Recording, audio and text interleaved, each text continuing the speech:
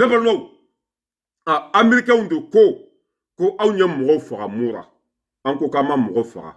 an m'an balima faga an m'an sinji faga i y'a faamuya b'a la an m'an teriw faga an m'an baw faga an m'an denw faga an ma foyi faga c'est à dire que anw nakun ye de ka an balimaw ne lakisi k'an balimaw lakana Assimi y'o de fɔ an ma population faga mura nin fanga min filɛ Mali kun na bi u nakun tɛ fila ye u nakun ye kelen de maliyɛn denw ni bɛ se ka kisi cogo min na olu bɛ se ka t'u yɛrɛ ma cogo jumɛn k'u b'u t'u balimaw faga o ye nin fɔ Américains ye ka nin fɔ Faransi ye ka nin fɔ diɲɛmaw ye n'i y'a ye olu bɛ ka marifa san bi dɔwɛrɛ tɛ k'u balimaw ni lakisi n'i y'a ye bi olu bɛ cɛsiri sugu bɛɛ la ka sɔrɔsiw bila condition kɔnɔ dɔwɛrɛ tɛ Mali bɛ se ka kisi jolibɔ ma cogo min na olu b'u t'u yɛrɛ ma cogo jumɛn k'u b'u t'u balimaw faga o ni diɲɛma kalabaciden ninnu o ye ɲɔgɔn sama a ye mɔgɔ faga mura mɔgɔ 500 fagara a bɛɛ population de terroriste t'a la pitete patata i y'a faamuya an ye ko sugu bɛɛ kɛ o ma sɔn ni mɔgɔ b'i nɔfɛ nka cɛ hali ni ko a ma ko tile de filɛ nin a b'a fɔ ko lanpan don ni mɔgɔ b'i contour la ni ko a ma ko nin de tile ye a b'a fɔ non ko lanpan don an ye ko sugu bɛɛ kɛ Américains ma sɔn Faransɛw ma sɔn parce que an y'u ka hɛrɛ tigɛ Mali ni Russie tɛgɛ bɛ ɲɔgɔn bolo u ka go Amérique ni Faransɛ fo k'a dama tɛmɛ o ye fan bɛɛ kɛ soni magonin ye an ko bɔn n'an ye mɔgɔw faga mɔgɔw fagara don min na mɔgɔw fagara waati min na an bɛna enquête dayɛlɛ an y'o fɔ Américains ye k'o fɔ Faransɛw ye komi a bɛ ka nɔrɔ anw na ka nkalon sugu bɛɛ da an na ko an ye mɔgɔ faga d'accord n'a ko an ye mɔgɔ faga an bɛna enquête don mɔgɔw fagara cogo min na ni mɔgɔ sugu minnu fagara enquête bɛna don i y'a faamuya b'a la enquête yɛrɛ ma kɛ fɔlɔ Joe Biden cɛkɔrɔba bɔkɛla ba in sugunɛkɛla in cɛ min y'a faamuya b'a la n'a tɛ su ni tile dɔn ka bɔ ɲɔgɔn na ni Ala y'a ta tiɲɛ k'a kɛ jɔni kunnango ye k'a kɛ jɔni nagasilen ye enquête yɛrɛ ma daminɛ fɔlɔ enquête ma ban fɔlɔ Joe Biden sina ka wuli panpan na komi tinɛni ka taa yɛrɛ bila tulu kalaman kɔnɔ an y'a ta k'a ɲimi siɲɛ kelen i y'a faamuya b'a la ka tila ka taa an bo kɛ ne balimaw Joe Biden de y'i to panpan na ka sin ka sanction da an ka sɔrɔsi ɲɛmɔgɔ fila kan an m'a min an m'a bɔn aw ko k'an ye mɔgɔ faga an ko k'an ma mɔgɔ faga aw ko an ye mɔgɔ faga an ko d'accord n'an ye mɔgɔ faga ayiwa nin don an bɛna enquête kɛ ni enquête banna jaabi min bɛna bɔ a la an bɛna di aw ma aw pressé kun aw kɔrɔtɔ kun sanction da kun Mali kan i y'a faamuya b'a la ninnu t'an fɛ de ninnu bɛ ko wɛrɛ de nɔfɛ min tɛ nin si ye o ye sanction da an kan enquête yɛrɛ ma ban baara yɛrɛ ma daminɛ tiɲɛ bɛ min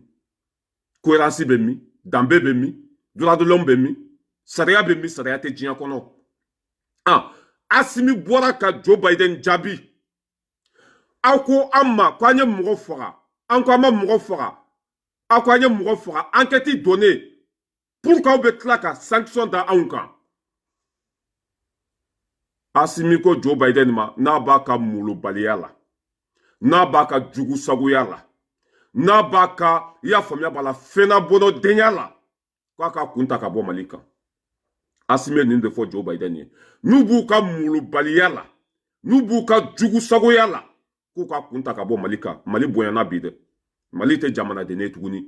ewa Mali tɛ siran mɔgɔ ye Mali bɛ se k'i bonya mais ani bɛ siran ɲɛ o tɛ kelen ye dɛ Assimi ye nin kɛ ka Joe Biden jaabi k'u ka sabali u ka mɔgɔ bonya u ka sabali u ka baara kɛ ni droit de l'homme sariya ye u ka sabali u ka Mali bonya u ka sabali u ka ji fara u ka ɲamaku ji kan Mali tɛ mɔgɔ to yen bi k'i kunsigi jɛlen don Mali tɛ mɔgɔ to yen bi ko bɔmu jugu b'i bolo n'i bilala an n'an bɛ bila i la n'i ye tɛgɛɲɛ kelen kan an bɛ tɛgɛɲɛ fila k'i la i y'a faamuya b'a la Joe Biden bɛ kasi la dɛ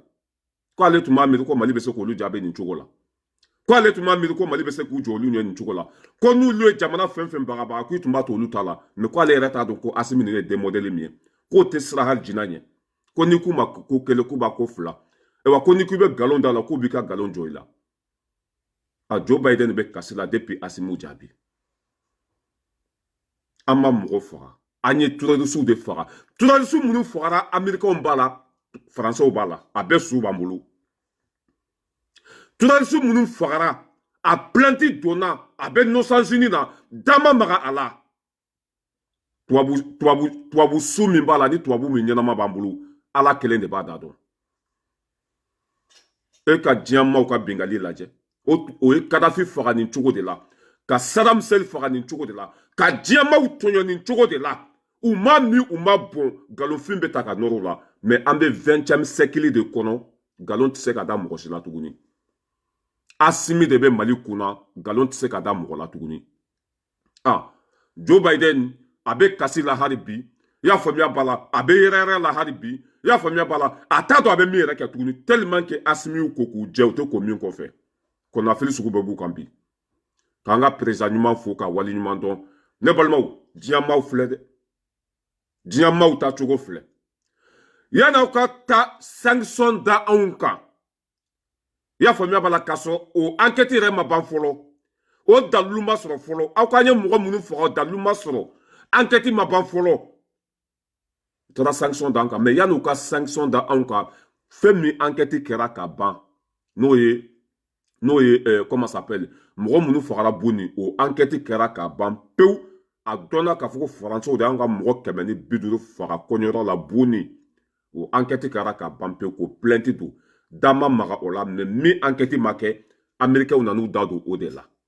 cohérence bɛ min danbe bɛ min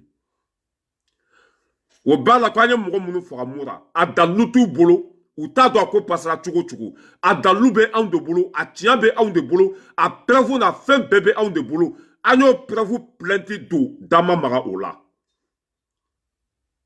dama maga o la mais fɛn min preuve t'olu bolo o sanction bɛ ka da anw kan cohérence bɛ min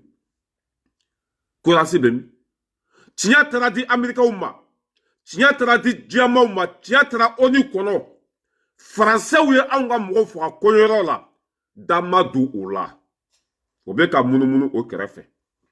mais fɛn min yɛrɛ ma kɛ pewu tiɲɛ tɛ fɛn min na da bɛ ka don o la bi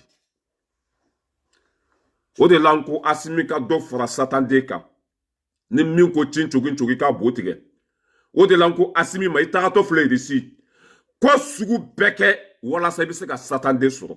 o de ye droit de l'homme ye o de ye bonya ye en tant que o t'i bolo i tɛ bonya mais cohérence bɛ min tiɲɛ bɛ min sariya bɛ min plainte fɔlɔ donna depuis 1960 dalilu b'a kɔnɔ preuve b'a kɔnɔ fɛn bɛɛ b'a kɔnɔ dama maga o la preuve tɛ min na tiɲɛ tɛ min na min yɛrɛ ma kɛ da bɛ ka don o la sanction bɛ ka da mɔgɔ kan o la voici diɲɛmaaw Amérique ni Faransi u ta tiɲɛ waati de sera u nagasi waati de sera u halaki waati de sera u t'u ka fɔta dɔn u t'u ka kɛta dɔn i ɲɛ t'a la u bɛ panpan na komi tinɛni u man'u da don ko ko la malo de b'a kɔfɛ u man'u da don ko ko la lebu de b'a kɔfɛ u man'u da don ko ko la kumasulu de b'a kɔfɛ Amérique ni Faransi ta tiɲɛna pewu u tɛ se ka paga dilan hali ciga u tɛ se ka ci bi i ɲɛ t'u nagasi cogo la u jolimaka go bɛ hali wulumusoni bɔ bi tellement k'u ye mɔgɔninfinw tɔɲɔ ka joli bɔn ka balo mɔgɔ sogo la ka mɔgɔw tɔɲɔ o hakɛ ni o balawu ni o danga de b'u nɔfɛ i ma diɲɛ bɛɛ bɛ ka tɛmɛ o la Amérique filɛ nin ye bi bi na hali balo tɛ yen mɔgɔ minnu bɛ Amérique u b'a kalama hali nɔnɔmugu a tɛ Amérique bi nɔnɔmugu bɛ ka bɔ Suisse de ka taa di Américains ma Faransi gasoil tɛ yen i y'a faamuya b'a la gazi tɛ yan foyi foyi tɛ yan mun de bɛ nin kɛ halaki nin ta tiɲɛ o ye mɔgɔw tɔɲɔ de o kɔma segin de bɛ ka segin u ma mais c'est décevant an ma mɔgɔ faga mura preuve t'aw bolo foyi t'aw bolo aw da don kun o la ni juguya tɛ aw da don kun o la i y'a faamuya b'a la ni bengali tɛ fɛn min dalilu bɛ yen fɛn min plainte bɛ yen fɛn min kɛra n'o tiɲɛ dɔnna da tɛ ka don o la c'est là que tu vois que ninnu ye tɔɲɔlikɛla ni bingalikɛla ni maafalaw ni terroristes ni jihadistes de ye i ma ye Assimi ko Américains ma ko u ɲɛ b'u bolo ja la dɛ Assimi ye nin de fɔ Américains ma ko an ɲɛ b'aw bolo ja la aw bɛ k'aw da don ko min na nin t'aw ɲɛ sira la aw bɛ k'aw da don ko min na tiɲɛ t'aw bolo aw bɛ k'aw da don ko min na malo b'a kɔfɛ a y'a bila a ye nin de fɔ Amérique ambassadeur ye ko kumi ka cɛkɔrɔba fɛ kumi ka ɲɛmɔgɔw fɛ o bɛ ka glisser ka taa terrain min kan o k'a bila o bɛ ka glisser ka taa sira min kan o k'a bila n'u m'a bila u lebu b'a kɔfɛ Assimi Kuma ko nyabe Ameriki jala miena u nyabu bolo jala miena wati mina an fana baw be ka sa an ka avion tun b'a bolo n'o ye cargo ye avion min bɛ sɔrɔdasiw ta ka taa n'o ye kɛlɛkɛyɔrɔ la an ka avion min tun b'a bolo an mago sera a ma k'aw ka an ka avion di an ma an bɛ taa an balimaw sauver ka taa an sinjiw sauver a y'anw ka avion bloqué ka tila ka galon ta ka nɔrɔ an na k'an bɛ ka denmisɛnnin san tan ni fila de bila ka taa kɛlɛkɛyɔrɔ la k'an bɛ ka denmisɛnninw de bila ka taa kɛlɛkɛyɔrɔ la k'u si ma se kɛlɛ ma o y'o galon da anw na k'an ka avion bloqué i b'o kɔrɔ dɔn non ko nin denmisɛnnin ninnu kunkolo ka ɲi bilahi Asimi ninnu kunkolo bɛ baara de kɛ o bɛ politiki dɔn nka cɛ sont puissants i bɛ nin kuma c'est que o ye biɲɛ de turu Joe Biden na quoi i b'a dɔn o ye nin kuma da i y'a faamuya b'a la Amérique ka sanction nin kuma o ye nin kuma da Amérique ka sanction kan kun min na o de ka biɲɛ turu Américains na c'est à dire que o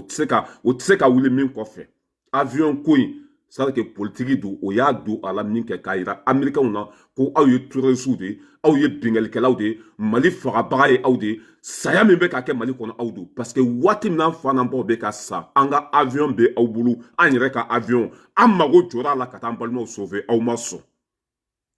o b'a yira k'aw ye terroristes de ye o b'a yira k'aw bɛ janfa la o b'a yira k'a fɔ tɔɔrɔ min bɛ maliyɛnw kan aw de nɔ don c'est à dire que Asimi ninnu ye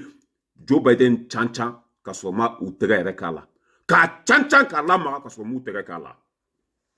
k'a yira Américains la directement k'olu de ye mɔgɔ juguw ye k'a yira la directement olu de ye maliyɛnw fagabaga ye k'a yira u la directement aw de ye terroristes ye parce que waati min na se tɛ anw ye an fa n'an baw bɛ ka sa aw taara ko a bɛ taa anw dɛmɛ aw tɛ k'an dɛmɛ an fa n'an baw bɛ ka sa n'an yɛrɛ ko k'an b'a yɛrɛ dɛmɛ fana aw tɛ sɔn n ko nin ɲɛmɔgɔ ninnu kunkolo bɛ baara kɛ dɛ o ye nin de da Américains ka sanction kan ko n bɛ ka Joe Biden cancan a bɛ kasi la waati min na o ye avion ko fana o y'a da tuloden kan nin b'a yira k'a fɔ Amérique de juguw ye o y'a fɔ Joe Biden ye cogo min na a y'a faamu o avion ko fɔra k'a da kun min kan Joe Biden de b'a dɔn bilahi n ko o tɛ wuli nin kɔfɛ molobaliya tɛ kɛ Mali la tuguni o ka ambassadeur an bɛ dugawu de kɛ Ala ka hinɛ a la dɛ sinon Asimi bɛ cogo min na a bɛ fɛ ka Amérique ambassadeur bila ka taa dɛ Amérique ambassadeur min bɛ Mali kɔnɔ ni Ala ma fara kan avion min nana ni Faransi ambassadeur ye a jɔlen bɛ aéroport la dɛ ni Ala ma fara Amérique ambassadeur kan avion min ye Faransi ambassadeur ta ka na n'a ye Faransi avion jɔlen bɛ aéroport la dɛ an kɔni t'a dɔn ni Amérique ambassadeur bɛ na don min na an t'a dɔn n'a bɛ gɛn don min na en tout cas Asimi jɔlen don a kɛlɛkɛsen kan a jɔlen don bi a bɛ fɛ ka Amérique ambassadeur a bɛ fɛ ka refléter dɛ a bɛ fɛ ka gɛn ka bɔ Mali kɔnɔ a bɛ fɛ ka 72 heures di Amérique ambassadeur ma ni sanction in ma wuli ka bɔ an ka mɔgɔw kan Américains bɛna dɔn ko Ala ye kami ɲɛgɛn ni sanction ma wuli ka bɔ an ka sɔrɔdasi ɲɛmɔgɔ ninnu kan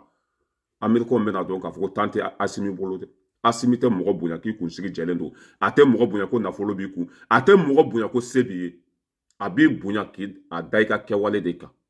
n'i y'an bonya an b'i bonya n'i y'an dɔgɔya an b'i dɔgɔya u ye sanction min da an kan n'u ma wuli o ka ambassadeur ye n ka cɛ a bɛ t'i bo kɛ Amérique hali a tɛ mɛn avion min taara ni Faransi ambassadeur ye avion Asimi ninnu taara gare Bamakɔ senu dɛ avion in taara gare n t'a dɔn Amérique ambassadeur kɔnɔ o bɛna gɛn ko min kɔnɔna o bɛna gɛn waati min kɔnɔna mais avion garelen bɛ yen dɛ avion garelen bɛ yen depuis kunu avion taara jɔ yen a kɔni o bɛ baara la mais an t'a dɔn o bɛna a bila ka na Amérique don min na a kɔni u bɛ baara la n'u bɛnna n'u ye ɲɔgɔn faamuya alhamdulillah n'u ma ɲɔgɔn faamuya ni sanction ma wuli Amérique ambassadeur y'a cɛ Seydou a bɛ taa café min aw bolo yen dɛ banajugu fura ye fura jugu ye ka Asimi Koyita fɔ ka wali ɲuman dɔn a ye Mali kunnawolo a ka bon hakili ma bilahi i ye baara kɛ mɔgɔ ma kɛ Mali kɔnɔ hali k'a dan nin kɛlɛ ma ka Amérique jaabi ka Amérique bila place la nin ye bilan belebele de bilan min ɲɔgɔn ma deli ka kɛ Mali kɔnɔ président mana a Mali kɔnɔ min ye Américains jaabi nin cogo la a ma deli ka kɛ président ma deli ka na Afrique kɔnɔ min y'i jɔ Américains ye nin cogo la ka Ala ta f'u ye ka gɔn tɛgɛ f'u ye a fɔlɔ kɛra Asimi de ye Asimi i ye anw kunnawolo i ye anw segin an danbe kɔnɔ ka anw kɛ anw yɛrɛ ye Asimi y'a kɛ nin ye sondasi belebeleba de nin ye fɛnba de fara Asimi ka poɲɛ kan nin ye danaya caman de da Asimi kan tuguni nin y'a to ni Asimi i y'a faamuya b'a la Malien ye dɔ fara confiance kan tuguni ka bi an kan ma mi an ma bon k'an ye mɔgɔ faga mura an ma mɔgɔ faga k'an ye mɔgɔ faga an ma mɔgɔ faga aw banna ka fara an na an ye enquête dayɛlɛ o enquête ma ban sanction nana da an kan galonfin kan ka sanction da an kan ma mi an ma bon o de ke da kan ka don min na o bɛ yen a dalen b'u bolo yen fɛn min enquête kan ka dayɛlɛ o b'u bolo fɛn min jugement kan ka kɛ a b'u bolo yen mɔgɔ 150 b'u ni a preuve bɛ a dalu bɛ enquête yɛrɛ banna pewu pour ka date ka don o la parce que nous sommes des Maliens anw ye farafinw ye se t'anw ye mais se bɛ ala ye Amérique ala b'aw mago sa k'aw ta tiɲɛ kɛlɛkɛminɛn min b'aw bolo bilahi ɲɛ kali ala la n'aw ko k'aw bɛ Mali kɛlɛ bi kɛlɛkɛminɛn a tɛ wuli hali ni satande de b'aw bolo n'aw ko aw b'a ci a tɛ ci parce que Mali tɛgɛ bɛ ala bolo bin cogo t'a la ala de ye tiɲɛ ye aw n'aw ka kɛlɛkɛminɛn bɛ ala de y'aw da aw n'aw ka kɛlɛkɛminɛn bɛ ala de ta ye n'aw ko k'aw bɛ bi Mali kan fɛn bɛ yɛlɛ aw la ɲin tɛ fɛn min da kɔnɔ parce que Mali ma mɔgɔ fa nɛni ma mɔgɔ ba nɛni an ko an balimaw ka lafiya an balimaw ka kisi joli bɔ ma an balimaw ka kisi saya ma an fa n'an baw kana sa fufalaki tuguni an ye nin dɔrɔn de ɲini an ma mɔgɔ ka sanu suɲa an ma mɔgɔ ka nafolo suɲa an ma mugu ci mɔgɔ la an ma mɔgɔ fa nɛni an ma mɔgɔ ba nɛni ni Amérique ma fara Mali la fɛn bɛ yɛlɛ Américains na ɲin tɛ fɛn min da kɔnɔ Faransɛw filɛ nin olu ta tiɲɛna Faransi min binna Mali kan ka Maliens tɔɲɔ Faransi bɛ cogo di bi diɲɛ b'aw bolo u kɛra ɲuguntan fɛn ye u kɛra samiyɛbo ye Joe Biden i b'a sira kan dɛ cɛkɔrɔba dati bannen ala jugu bokɛlaba in mɔgɔ min yɛrɛ tɛ se ka fɛɛrɛ minɛ tuguni barika bannen den e tun kan ka na ni sabali de ye diɲɛ kɔnɔ e tun kan ka na diɲɛmaw kalan de e tun kan ka na ni basigi de ye e tun kan ka na ni lafiya de gɛri min bɛ diɲɛ kɔnɔ ka solution ɲini a la ka ban pewu mais nin batara den sukɔrɔ wulilen n'i y'a ye hali ɲɔgɔn t'a la président contre n'i y'a ye i b'a lakali k'a fɔ i taara su de lakunu ka bɔ kaburu kɔnɔ bilahi a fan bɛɛ koyikoylen a fan bɛɛ gɔlɔngɔlɔlen mais fɛn bɛ yɛlɛ e batara den na bilahi a ka bɔ hakili ma continue mɔgɔ lankolon Mali tɛ dɔgɔya bi dɛ Asimi de bɛ yen Mali tɛ dɔgɔya bi Asimi de bɛ yen bilahi n'aw ma Mali to yen ala bɛ dugukolo dayɛlɛ a bɛɛ bɛ jigin a kɔnɔ yen n'aw ma Mali to yen irisi tɛ bɔmu ta u kama Mali tɛ marifa ta u kama ala yɛrɛ de bɛ dugukolo dayɛlɛ a bɛɛ bɛ taa kɔnɔ yen o t'a bannen ya n y'a mɛn ko kɛlɛkɛminɛ bɛ diɲɛ de kɔnɔ n y'a mɛn ko kɛlɛkɛminɛ i yɔrɔ dɔnnen don a se bɛ ala ye ka dugukolo dayɛlɛ walima ka dugukolo yɛrɛ yɛrɛ Amérique Seydou aw ka hakɛ to dɛ wala n'u ma tɔɲaliba in dabila n'u ma bɛnkaliba in dabila Seydou n ka cɛ n'an ma boli ka bɔ yen n ka cɛ a ma ɲi dɛ parce que hakɛ bɛ se fɛn bɛɛ la dangaden mɔgɔ tɔɲɔlaw Asimi y'a yɛrɛ u la k'olu de jihadisiw ye Asimi y'a yira u la k'olu de bɛ ka Mali ci Asimi y'a yira u la k'olu de bɛ k'an faga a y'o de yira Américains na parce que a ko waati min an fa n'an baw bɛ ka sa an ka avion b'aw bolo an ma sɔn ka di an ma mais kuma banna o waati min an fa n'an baw bɛ ka sa waati min an ka duguw bɛ ka jeni an yɛrɛ ye avion min san n'an ka nafolo ye aw y'a bloqué Amérique non ko Asimi ninnu non ko politiki ani kuma ni hɔrɔnya ni danbe n ka cɛ n'i y'a ɲɛsin ma o b'a da to i la quoi o ye nin fɔ dɔrɔn Amérique kɛra suwayi o ye nin fɔ Américains ye dɔrɔn a kɛra i n'a fɔ komi nin ye kabakurun fili ji la hali bi o ma kuma Joe Biden bɛ kasi la mais c'est ça c'est ça a bɛ taa min an ye population faga mura aw de ye population fagabaga ye Asimi de yir'u la o an y'an balimaw faga mura aw de bɛ ka Maliens faga Asimi nin de yir'u la soso cogo tɛ min na aw minnu b'a la k'aw ye droit de l'homme ye aw ye avion san aw bolo k'an b'an balimaw kisi aw banna k'o avion di anw ma jɔn de ye mɔgɔ fagala ye mais c'est vous ala ka barika don Asimi na ala ka si ni kɛnɛya d'i ma bilahi an b'i fɛ fo saya an b'i kɔ fo saya kana nin sira bila dɛ ne ye nin bila malo b'a kɔfɛ en plus fana a ye kuma dɔ fɔ n'o kuma diyara n ye dɛ Asimi ye kuma dɔ fɔ bilahi ne ɲɛji bɔra de a ko Amérique bɛ ka fɛn fɛn kɛ i y'a faamuya b'a la a bɛ ka juguya fɛn fɛn ta ka ɲɛsin olu ma k'olu t'u ka sira bila dɛ n ka sira don quoi nin mot ye ne kasi de Nko dambe be cɛ la ka bon hakili ma ko Amérique be ka juguya fɛn ta ka Mali sɛgɛrɛ ko kun tɛ dɔwɛrɛ ye olu k'u ka sira bila ka segin jɔnya la ka kɛ jugu sago ye k'olu tɛ segin dɛ ko hali n'o kuma fɔ min tɛ ne hali n'o sanction wɛrɛ da Mali kan olu bɛ sira tilennen min kan k'o t'a bila jigitugu masa halala den muso ɲuman den ye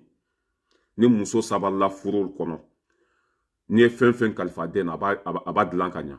ni muso sabalila furu kɔnɔ n'i y'a den bila jɔyɔrɔ fɛn na a b'a baara k'a kɛ cogo la ni muso sabalila furu kɔnɔ a den bɛ kɛ dondaladen ye a den bɛ jamana jɔ Asimi ba sabalila furu kɔnɔ a muyina furu kɔnɔ a y'a cɛ bonya furu kɔnɔ o den de ye Asimi ye a tɛ nkalon tigɛ a b'a faso de fɛ ko Amérique ni Faransi n'a ka d'u ye ka kuma sugu bɛɛ fɔ Mali ma ka nkalon sugu bɛɛ da Mali la n'a ka d'u ka hali mugu ta Mali kama mais k'olu tɛ nin sira bila k'o tɛ nin sira non mais ko o yɔrɔnin de ye ne sɔgɔ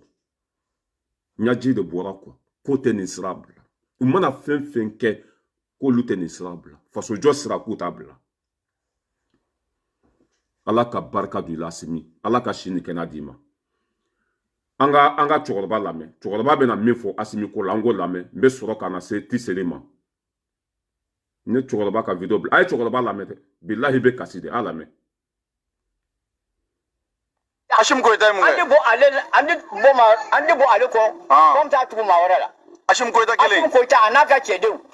nu kunde na soro jadi su ya me kan ga so kono ya o che Hashim Koita anda nyo soro ka jen aka sarat lanje ko ka dis la ma aya ke Hashim mama ke ne Hashim Koita te e Hashim yoron ko o wai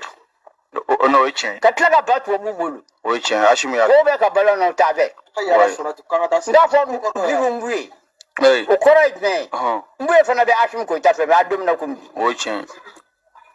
o ye tiɲɛ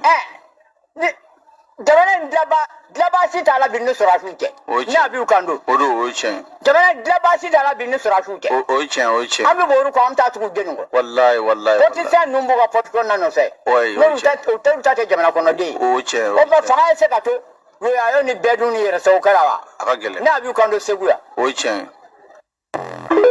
Ala ka barika don i la vieux père ninnu bɛ se k'a bɔ ka taa kuma cogo di n'u ma fɛn dɔ de ye ni fɛn dɔ ma kɛ ninnu bɛ se k'a fɔ cogo di k'u bɛ Asimi fɛ k'u bɛ sa Asimi kɔ ko ni Asimi tɛ ko mɔgɔ tɛ yen ninnu bɛ se ka t'u jɔ cogo jumɛn u cɛkɔrɔbatɔ ka sɔrɔ u ma fɛn dɔ ye ni fɛn dɔ ma kɛ fɛn dɔ de bɛ ka kɛ u ɲɛ bɛ fɛn dɔ de la hɛrɛ de bɛ ka don yen bi ni kunu tɛ kelen ye u ɲɛ b'o de la n'i y'a kɛ Ala ye Ala b'a k'i ye n'i y'a kɛ mɔgɔw ye u b'a k'i ye nin cɛkɔrɔba in filɛ Asimi ma wari d'a ma hali ni ye nin ye i b'a dɔn k'a fɔ ko k'a mago bɛ dɛmɛ la mais a ko k'a bɛ sa Asimi kɔ k'a da kun jumɛn ka kɛwale min b'a la danbe min b'a la faso kanu min b'a la a bɛ ka baara ɲuman min kɛ k'a ɲɛsin faso ma o de la nin cɛkɔrɔba in bɛ kuma la dɛ k'a bɛ Asimi fɛ ni ne ye faso kumasuluden dɔw ye ko a donna ta bɔra ta an bɛ dugawu de kɛ Ala ka hinɛ o la toute façon o ye diɲɛ yɛrɛ ta cogo ye quoi an bɛ tɛmɛ ka bɔ yen nɔ a bɛ Tiseri wele ka na sunguruba musonin marakadenw bɛɛ lajɛlen ka sɛnɛ samara marakadenw bɛɛ lajɛlen ka jaka Tiseri min bɛ ka Sogɛli nɛni bi a y'a wele ka na k'a ka tulo nɔgɔ bɔ hɔrɔnkolo maa mugu talen ka bila maa foroko kɔnɔ Sogɛli filɛ place min na n ye n kali Ala la n ye Tiseri bila yen n'a ma Mali feere k'a fɔ ma ko tu ɲamɔgɔden tagatɔ filɛ a ɲɔgɔn hɔrɔnkolo den ma wolo Mali kɔnɔ a ɲɔgɔn mɔgɔlangolo ma wolo Mali kɔnɔ a bɛ nkalon tigɛ a bɛ jɛnɛya kɛ a bɛ sonyɛni kɛ a bɛ juru ta a tɛ wali nafolo sara sɔnjugu bɛɛ bɛ nin musolangolonin na n ɲɛ t'a la depuis 1960 a bɛ Faransi yan dugukolo t'a bolo foyi cɛ t'a bolo den t'a bolo foyi n'i taara a ka so kɔnɔ a kelen de sigilen bɛ yen Ala ma foyi d'a ma diɲɛ kɔnɔ a bɛ sa nin sa cogo de la a bɛ sa nin sa cogo la ko ne de y'a fɔ aw ye a donna ko o ko la a ma ɲɛ a bolo association 150 a y'o sigi dugu in kɔnɔ a si ma avancé a si ma don da la mɔgɔ yɛrɛ t'a tɔgɔ yɛrɛ dɔn foyi tɛ ni ɲangoya ni juguya tɛ muso in ka jugu a ka bɔ hakili ma a bɛ nkalon tigɛ a ka bɔ wa ɲɔgɔn kalabanci den a mana Maliɲɛnw na Faransi kɔnɔ yan i ma barika t'a la musonin kelen cɛ t'i bolo den t'i bolo sumɔgɔ yɛrɛ t'e la mun b'a bolo a ye o ye pɛrɛkali complet de b'a la a ye o ye pɛrɛkali complet de b'a la o de sigilen b'a ku kan k'a bɛ Sogɛli dɔgɔya i bɛ min ka baara la an b'o dɔn Tiseri bora o don ka Sogel doya ma doya la de. Marco de dalen be tiseri ka salon kono. Marco be Faransi yante. Nyate John Den ka kewale la. Faso kuma sulu de nyata ka kewale la. Marco de dalen be Faransi ya. Marco nana Faransi o don abe kini chabu jala nyimena. Kongo be nyini ka faga. O de dal. E ba don ni Marco nunu bora Mali kono kana. Olu teta hotel tao. Ou ka hotel tiseri de ka soyi. A kelen de be. Nye galon dala la kana here kenyi. Marco dalen ba ka salon kono. Ninfo Sogel ma. Kuma in kofe mun be yi. Ni Sogel ye ministre ya blabi. Wallahi, faut ka ta diɲɛ dugukolo meleke a tɔgɔ bɛ to Mali histoire la. Ni Sogel ye baara bila bi, faut ka ta diɲɛ dugukolo meleke a tɔgɔ bɛ fɔ Mali kɔnɔ, a tɔgɔ bɛ fɔ diɲɛ fantan naani bɛɛ lajɛlen na. E ka misɛn, i ka dɔgɔ. A i bɛ bo fara ka dɛsɛ pa paga. Depuis Ala y'i da, i ma deli ka ko dilan wa i tɛna ko dilan. Depuis Ala y'i da dugukolo kɔ kan, i ma deli ka se mɔgɔ la, i tɛna se mɔgɔ la. Depuis Ala y'i da dugukolo kɔ kan, barika t'i dalakan na. I delila ka mun dilan, i ye mun kɛ. A tugura bɛɛ kɔ yan, o bɛɛ n'a ta ma don ta la. A tugura bɛɛ kɔ yan, o bɛɛ n'a ta mago ma ɲa. A kɛra bɛɛ fɛ, o na bɛɛ n'a ta ma hɛrɛ sɔrɔ. A kelen pe den t'a bolo, cɛ t'a bolo, ba t'a bolo, fa t'a bolo, somɔgɔ t'a la, hali u ka dugu a t'a tɔgɔ dɔn. Mun b'a bolo yan? A ma du san yan, a ma du san Mali la. Hali ka fini don a t'a bolo. San kalo 12 jini kɛlɛ o de b'a la, ani sunguruba talonni don. O de b'a sen na. O de sigilen b'a ko kan. Ko Sogel ni minisma tɛgɛ bɛ ɲɔgɔn bolo. O de sigilen bɛ galon tigɛ dɛɲa la. Ko Sogel bɛ ka Faransi dɛmɛ Mali kan. O de sigilen bɛ galon tigɛ dɛɲa la. Ko Sogel ye sɔrɔdasiw janfa. Ala t'i to yen dɛ. Wa ni ye e kɛlen samiyɛbo ye. Ne y'a fɔ yan. N k'i ka panpan in dabila, i ka juguya dabila. Bilahi ni ma juguya dabila ko i ta tiɲɛ de. I ɲa t'i ta tiɲɛ cogo la. Ani maliyɛnw tɛ, ani yɔrɔ si tɛ. Arasako daminɛ waati min na ni muso in y'i panpan ka taa don o la. Ka juru ta bɛɛ bolo, ka bɛɛ deli wari la. Ɲama sɔrɔ o la, a taara association sigi. Ko Mali Info. Tile 2 o cira. A bɔra o la, a taara dɔwɛrɛ sigi ko Ɲeleni. Tile 2 o fana cira. A donna ko la barika t'a si la. Parce que mɔgɔ jugu don, hɔrɔn kolon don. Barika bannen den. E de sigilen bɛ ko Sogel. Sogel bɛ ka min kɛ Mali kɔnɔ, n'i fa tun y'a kɛ, sisan tun b'a tɔgɔ bɛ e la. Sogel ye min kɛ Mali kɔnɔ, n'i fa tun y'a kɛ, e tun tɛ Faransi nationalité ta. John Den sigilen b'a malo kɛnɛ kan. A bɛ Mariko ka baara la. John Den sigilen b'a malo kɛnɛ kan ko Sogel ka vidéomani. E tɛ Mariko ka vidéomani ya. Vidéomani yɛrɛ tɛ vocal cilani. Hali a tɛ se ka vidéo kɛ. Vidéomani de laban bɛ vocal de ci WhatsApp groupe kɔnɔ. E sigilen bɛ malo kɛnɛ kan. E bɛ Mariko ka baara la. Tellement que nous barika tɛ ninnu na. N'i y'a ka kuma in yɛrɛ bɛɛ jate minɛ, a bɛ kuma in fɔ Sogel ma ɲi. An k'a kɛ Sogel ma ɲi. Mais Faransi fana ka jugu ka tɛmɛ Sogel kan. Pour que olu tɔgɔ tɛ fɔ. Yani ka jigi i bin yɔrɔ la, i talonna yɔrɔ min na, pour que o tɛ jigi o la. A b'a ka kuma bɛɛ fɔ, mɔgɔ fɔra Mura dɛ, Sogel ye Mali janfa dɛ, a tɛgɛ bɛ nin bolo. Mais Sogel fa ye jɔn ye? La France, olu de ye Mali ci ka Mali fara. A tɛ se k'olu tɔgɔ fɔ. Denkolon den, e bɛ Mali jɔ ka taa min? E bɛ Mali ko kɛlɛ kɛ ka taa min? I jugu n'i pan o kunna i bɛ taa min? I jugu n'i pan i jugu kunna i bɛ taa min? E bɛ Mali ko kɛlɛ kɛ ka taa min? E hinɛ de bɛ ne la o. Batara den, e bolo k'i ka kogini bɛɛ ya. E bolo k'i bɛ kodɔn ka tɛmɛ bɛɛ kan. I hinɛ de bɛ mɔgɔ la, i ɲugun de bɛ mɔgɔw la. Batara den fukari, marakadenw bɛɛ lajɛlen ka senna samara. N'a fɔra nin ma ko maraka kumasulu don. N'a fɔra nin ma ko maraka jigilatigɛ don. A b'a ka kuma bɛɛ fɔ ka Sogel nɛni. Mais i tɛ Faransi tɔgɔ ma d'a kɔnɔ dɛ. Olu ka nationalité de b'a bolo. N'a ye dɔ fɔ olu ma, u b'u ka nationalité minɛ. Ninnu bɛ Mali jumɛn jɔ? Ninnu bɛ tiɲɛ jumɛn de fɔ? O tuma an bɛ ka tagama an kun de kan. Ne bɛ Faransi yan, n'o ye kojugu kɛ n b'a fɔ. Mais pourquoi i tɛ se k'olu tɔgɔ fɔ? Danbe t'i la. I tɛ se ka jɛ faden to kɔ. I tɛ se ka tiɲɛ fɔ. I tɛ se ka Mali jɔ. Fɛn bɛɛ yɛlɛ i jujalanin na, n'i tɛ fɛn min d'a kɔnɔ. Batara den faso kumasulu den fatɔ muso juru t'a la. A ye téléphone san ne bolo, a m'a wari sara. N'i ye galon da la, Ala ka su fɔlɔ bɛ jahanama ma. Ko n ka taa wari minɛ mɔgɔw la fa ye la ko kana d'ale ma. K'ale ni Arasa bɛ taa tournée kɛ ɲɔgɔn fɛ. Faden sago i bɛ Faransi san 30 ni kɔ. I fulaw bɛ ba san na waati min ale bɛ ba kuntɛrɛmɛ ni juru ta ni galon tigɛ la. Sogel place n'a dira i ma bi i bɛ Mali fɛrɛ. Sogel place n'a dira i ma bi i bɛ Mali wari bɛɛ suɲa. Sogel place n'a dira i ma bi i bɛ Mali muso bɛɛ kɛ sunguruba ye bi. Aw ka hakɛ to kuma n'a fɔ cogo. kalabanci den bɔnɛ ma wolo ala jugu sogɛli ɲɔgɔn n'a tun b'i fa ni i ba ka kabila kɔnɔ i tun t'i sigi ku ka ɲa k'i bɛ kuma whatsapp groupe kɔnɔ mɔgɔ langolo e bɛ mariko yɛrɛ de ka baara la umaru mariko dalen b'i ka salon kɔnɔ ale yɛrɛ tɛ se ka kuma barika t'a la a bɛ e wulumuso bila k'i ka kuma umaru mariko dalen b'i ka salon kɔnɔ a tɛ se ka ciga ci a barika banna a ta tiɲɛna parce que nkalon kɔ ye malo de ye a bɛ e subaga musoni bila k'i ka bɔ a sogɛli ni IBK tun bɛ ɲɔgɔn fɛ IBK y'a gɛn a ye IBK janfa a ye juguya ta kan e wuluden ma IBK traité tous les noms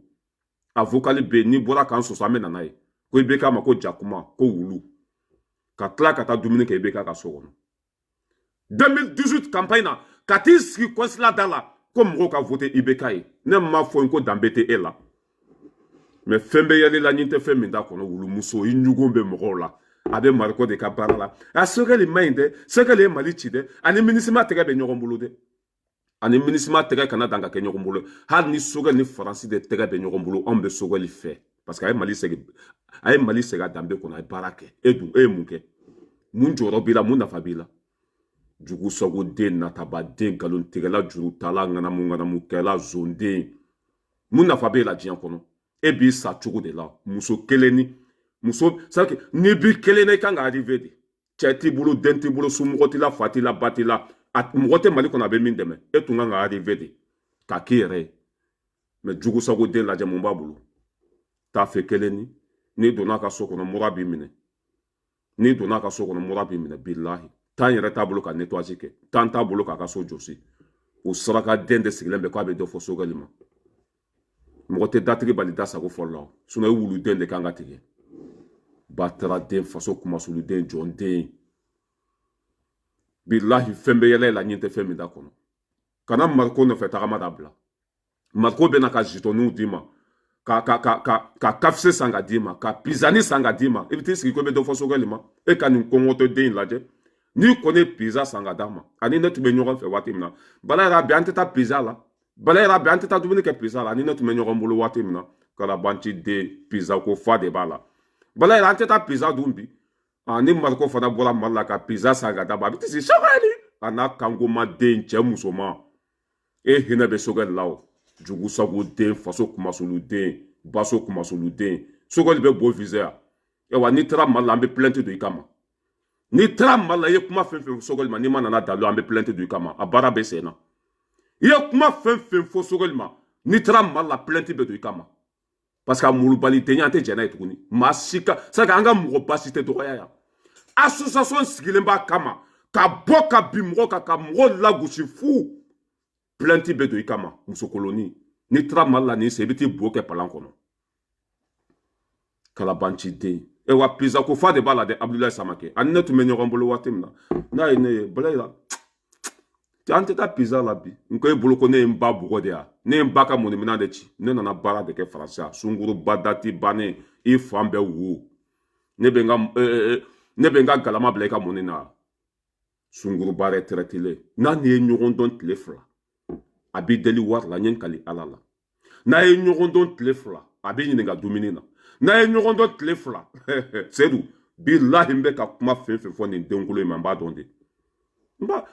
komi ka mɔgɔw ka so a tɛ n bɛ nin dɔn a bɛ yɔrɔ min yɛrɛ la n bɛ taa ka so n tun bɛ taa so ni tile je le connais n'i taara yen nɔ a n'a so ko a ka sunguruba fininin dɔ k'i sigi a ka salon kɔnɔ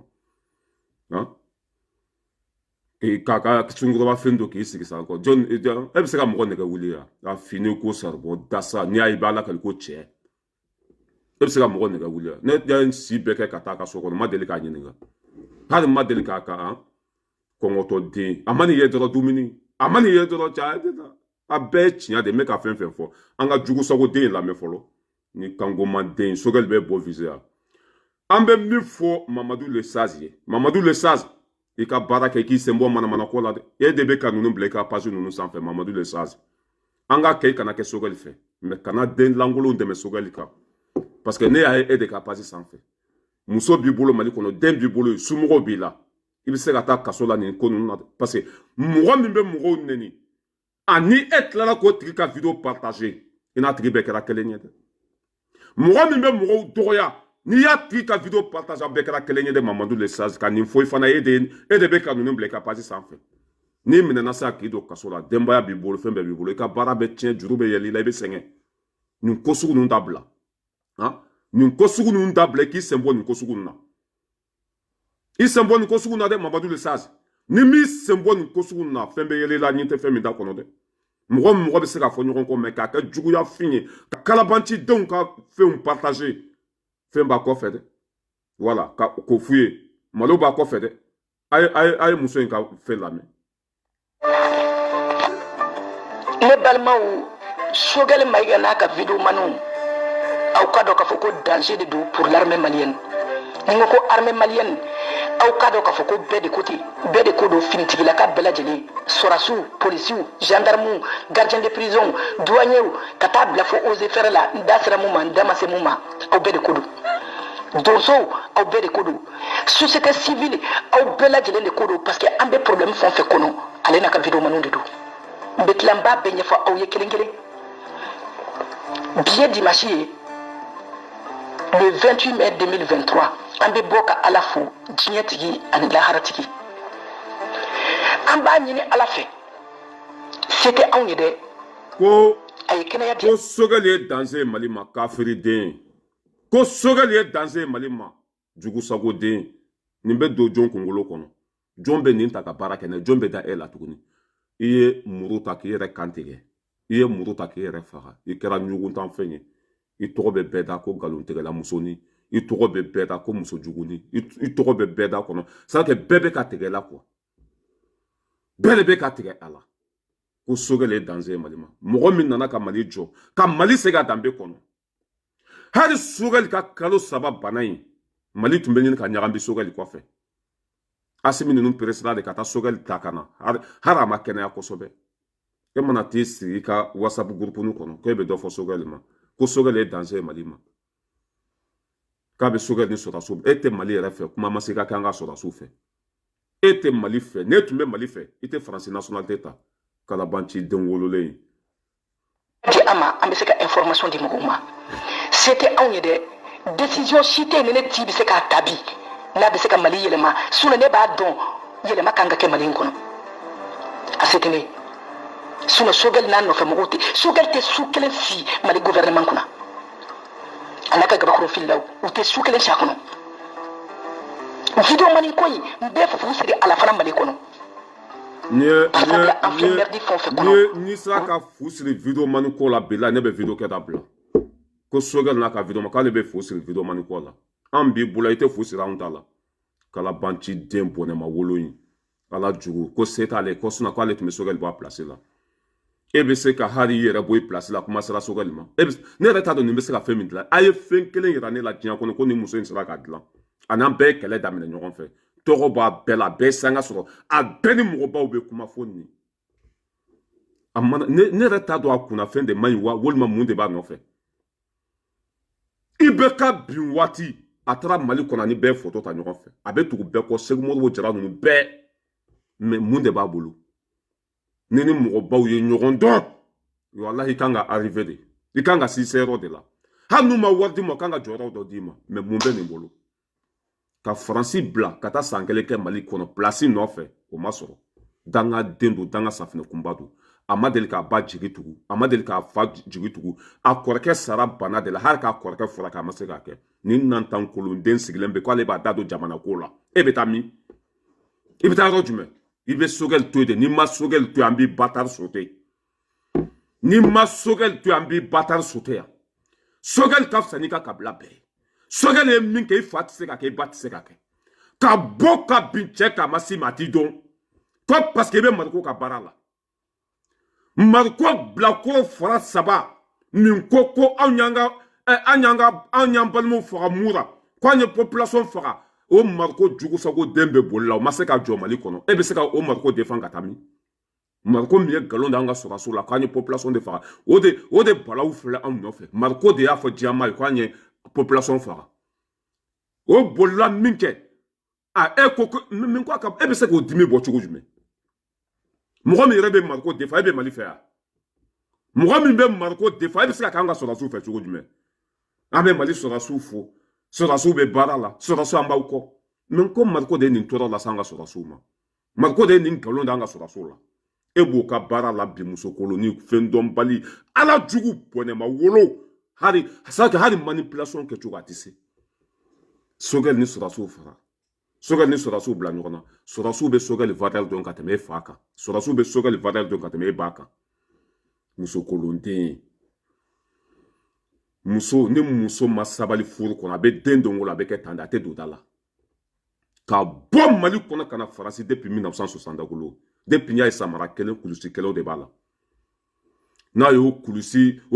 jalani do sa bo sere jula. Pour que moko ka nyabo ale fe. Moko dun te nyabo afe. Na yo kulusi ya famia bala o kulusi serele ndo sisa. Abo sama ya famia fo be do bodinge kono. Mo benata moko te nyabo afe. Ambe do de ke ala ka hinila jugu sago den anga lame fembe yele ela nyinte femme nda kono ude amblani bela jelen kono mbe segina uye kofe kataga ibeka katana ibeka kelen ka sogel gen ka bo gouvernement kono atumana sogel ni mahamani sale anadif sogel klobela de ni nya dala nya nyine ala fe ngana salatu tike jiya koloni mangalo mbwala ebe ni eni ala na kaka eni mbe video yera juan ko ante fenda ni nka ko kuna le galonda soger la ko akana salatu tike na le galonda soger la ko ala kana to ebe ala don ite sali kele ibe galon tike inyogo hasidi demawulu dugu koloko ka ibe juru ta mogo bolo itu ka juru sara ibe mogo bolo la fen san itu ka warduma ebe ala don wa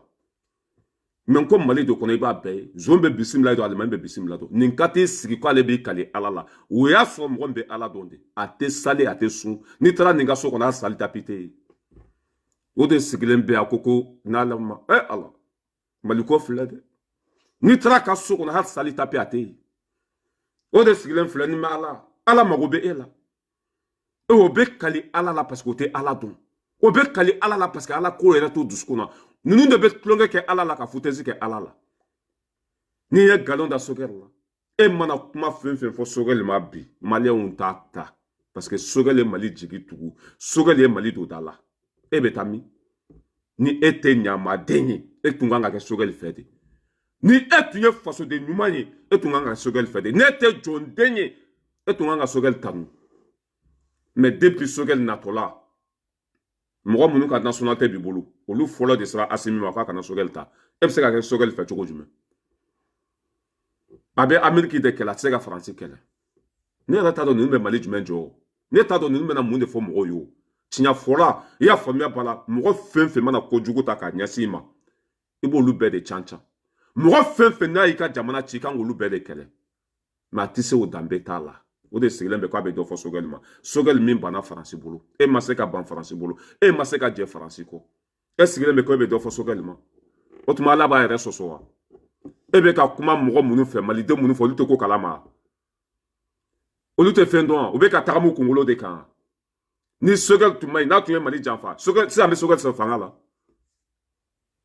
n ko a bɛ malidenw de kama malidenw de y'a bila yen ni Sogɛl tun ma ɲi sisan bɛ Sogɛl sɔrɔ fanga la. Faut tenir juguya tɛ Mariko dalen b'a ka salon kɔnɔ y'a faamuya bala a bɛ k'a bolo da ju la ye o de la a bɛ panpan na Mariko dalen b'a ka salon kɔnɔ Mariko bɛ k'a bolo da ju la ye ni Mariko y'a bolo da ju la a bɛ panpan ko Sogɛl wuluden sunguruba dati bannen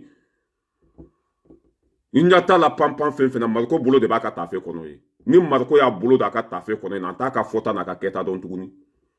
wuluden jugu sago ka bɔ Mali kɔnɔ o tɛ taa hôtel ta o dalen bɛ de ka so kɔnɔ o bɛɛ n'a ta tɛ arrivé quoi o de ye ne dabaliya ban quoi n t'a dɔn a bɛ sobiye de ta wa walima mun den sugu de ye ni muso ye n t'a dɔn quoi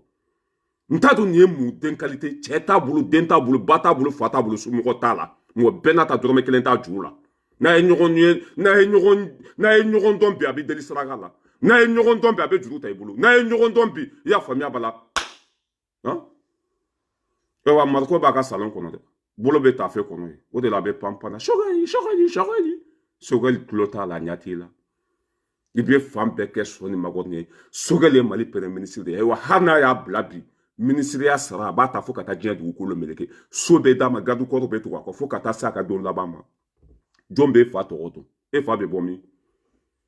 wulu muso in batara den association kemeni muga France kono wala sa ka togo soro wala sa ka jama soro ala mi da kama i bolla ka taa tugu politicien ko wala sa i ka jɔyɔrɔ sɔrɔ Mali kɔnɔ ala mi da kama i nana français ka nationalité ni fɛnw ɲini o bɛɛ n'a ta kɔngɔ b'i la i tɛ se k'i ka so sara i bɛ juru ta ni wali nafolo dun ni ŋanamu ni nkalon tigɛ la i bɛ boli bɛɛ kɔ i bɛ tugu bɛɛ kɔ o bɛɛ n'a ta i ma arrivé ni ma sogɛl to an b'i batard sauté yan k'a firi den mɔgɔ lankolon den ko e bɛ fu siri videomaniw ka ko la i tɛ fu siri i yɛrɛ ka ko la fɔlɔ i tɛ fu siri ka ko la n'i taara Mali la nin san an b'i ju don kaso la i ye nkalon fɛn fɛn da sogo a video bɛɛ an y'a bɛɛ ci ɲɛmɔgɔ ma an y'a bɛɛ ci jeunesse ma ye i kumakan in bɛ yan sogɛl y'a kɛ tan ani minisima tɛgɛ bɛ ɲɔgɔn bolo sogɛl de bɛ ka taa information di minisima ma u ka ninnu kɛlɛ sogɛl de bɛ ka sɔrɔdasiw janfa a video bɛ yan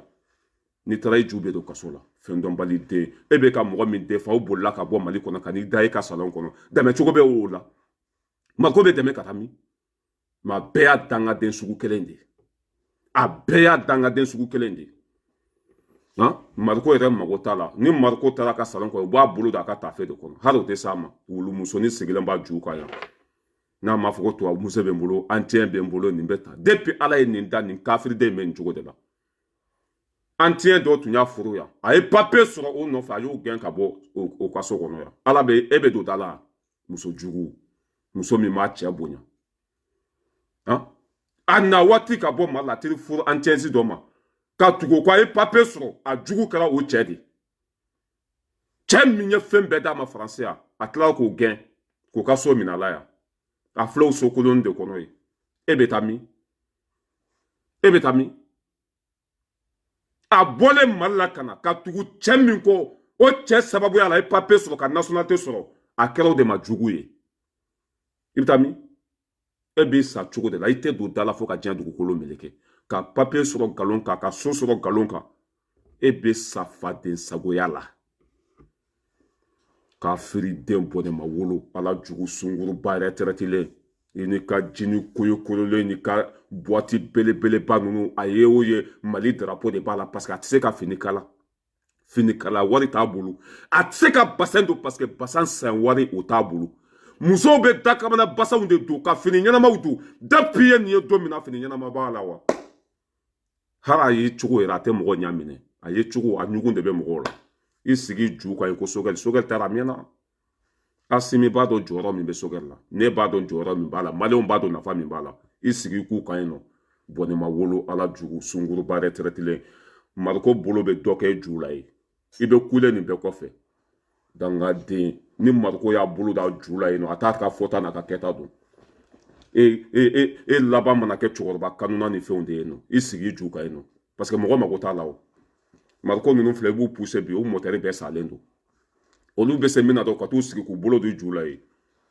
sunguruba dati bannen k'i bɛ dɔ bɔ ka dɔ fɔ sogɛl ma Mariko sigilen b'i ka salon kɔnɔ a bɛ ka fɔ dɔ fɔ sogɛl ma nin fɔ sogɛl ma sogɛl ye nin kɛ e min yɛrɛ tɛ Mali kɔnɔ e bɛ se ka dɔ fɔ sogɛl ma cogo jumɛn e tɛ Mali yɛrɛ dɔn e bɛ se ka taa dɔ fɔ sogɛl ma cogo jumɛn sogɛl b'a kɛ e tun bɛ yan i filɛ ka fɛn fɛn fɔ sogɛl ma a kɛra i ɲɛna i bɔra a bɛɛ kalama Mariko ka t'i sigi a yɛrɛ tɛ se ka kuma min fɔ k'o don e wulumusonin da kɔnɔ i k'o fɔ sogɛl ma i bɛ taa kasi la i ju bɛ don kaso la ye k'a firi bɔnɛma wolo ala jugu ni Mariko y'a bolo da ju kɔnɔ ka ju in lɔgɔbɛ fo ji ka seri ka taa yan fɛ o kule sen fɛ sogɛl ni Mariko y'a bolo don ju la o jiya sen fɛ sogɛl sunguruba dati bannen hakɛtɔ bɛ kuma kɔnɔ wasalamu n bɛ ko da e ka garankɛ ma min da bagolo kan sini bɛ na Kajatu mun yɛrɛ ko Kajatu mun ye Kajatu Fofana sini bɛ na e kama Fanta Sise ne y'a fɔ i ye yan n k'i ju bɛ mɔgɔw bolo Aja Dramane ma bɔ ka segin ne ka kuma kan petini dɔ bɛ video kɛ Suko tɔgɔ la o fana ma bɔ ka segin ne ka kuma kan cɛ dɔ taara n'i ye hôtel kɔnɔ k'i lasigi dilan kan ka caméra jɔ i la ne y'a fɔ n k'i ka réseau in bila Fanta Sise sini bɛ na n bɛ n da don o dossier la ne y'a fɔ n k'i ka mɔgɔ saba ma bɔ sa ka ne ka kuma valider n k'i ma n k'i julankolon dɔ bɛ yen nɔ a tɛ mɔgɔ si bolo Aja ma bɔ ka kuma fɔ Aja Dramane ma bɔ ka kuma fɔ petini dɔ fana bɛ video kɛ Suko o fana ma bɔ ka o kuma fɔ e ni ala na kɛ musobakɔrɔ e ju ka to ka i fɛ i jɔ mɛ sini n bɛ n da don o la quoi